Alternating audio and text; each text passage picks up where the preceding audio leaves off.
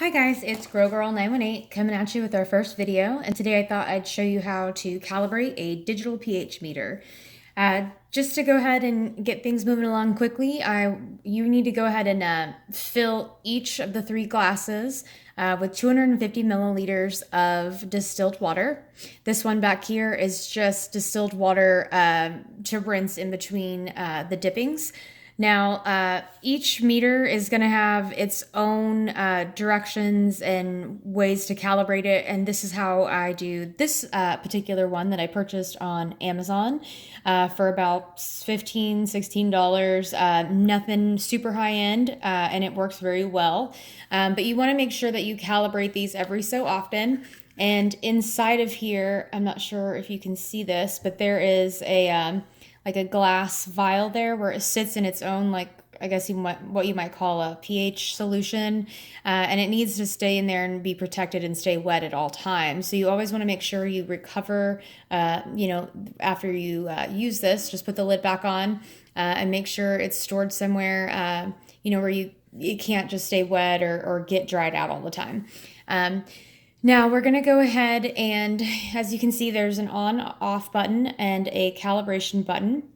Now we're going to go ahead and dip it in the first solution, which is a 6.86. And once you hold it down in there, you're going to hold it for 5 seconds on this one. So I'm going to go ahead and turn this on. I'm going to go ahead and dip it in the solution. So I'm going to hold it down. Ready? 1, 2, 3, 4, 5. And as you can see, it says 6.86, just like this solution is here, which means that was done accurately. Now you're gonna want to make sure that you dip it in this distilled solution to kind of rinse off the first pH solution powder in between dippings, like I said. And you don't want to rub this really hard. You want to just lightly dab.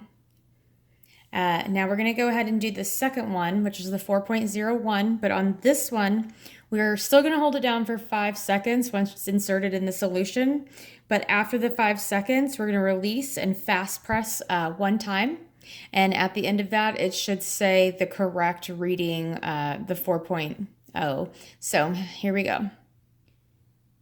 1, 2, 3, 4, 5, release, fast press. And as you can see, it says the correct reading of the 4.0. Okay, so we're going to dip it back in this solution here. It's just the distilled water. And we're going to dab that off again, just lightly dab. And now we're going to do the same on this one, but on this particular one, we are going to fast press it twice after we hold it down for the recommended 5 seconds. So here we go. 1, 2, 3, 4, 5, and fast press, and fast press. And as you can see, it does say the correct reading as it should, and that means the calibration is complete and we are ready to use it.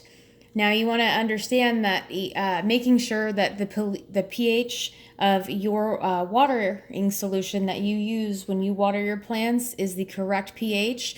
If you're using cocoa, I believe the recommended range there is 5.5 between 6.2. And I want to say if you're using soil, it's like 6.2 to maybe 7. Or 5.8 to maybe 7 on soil, but I don't use soil, so that's not my recommended forte. But the most important thing to take away here is that you want to make sure that you check the sweet spots for whatever growing medium you're using, because if you have the wrong pH there, it can't uptake the nutrients that it needs. In fact, it may even lock itself out, and it may start looking like you have nutritional deficiencies that you actually don't. It's just not able to do anything. And if you don't correct that lockout, then your plants can very well deteriorate and die. So just make sure you lock that in so that your plants get the proper nutrition. And if you have any questions about this video today, feel free to message me on Instagram at GrowGirl918. Thank you.